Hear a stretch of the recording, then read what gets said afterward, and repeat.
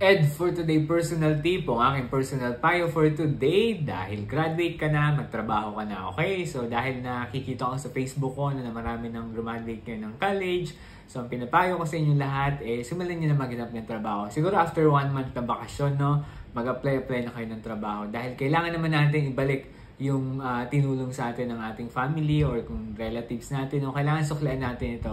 Tumulong din naman tayo, kumbaga, kung hindi natin matutulungan yung tumulong sa atin, tumulong tayo dun sa iba, no? sa relatives natin, no? Sa gayon, may bahagi rin naman natin yung blessings na nakamit natin. Siguro in the first 5 years of your work, tumulong ka, and then after that, pwede ka na magtabi ng para sa sarili mo. Dahil una sa lahat, syempre tumatanda ka rin, kailangan mo rin yung sarili mong ipon, investment, kung ano man, no?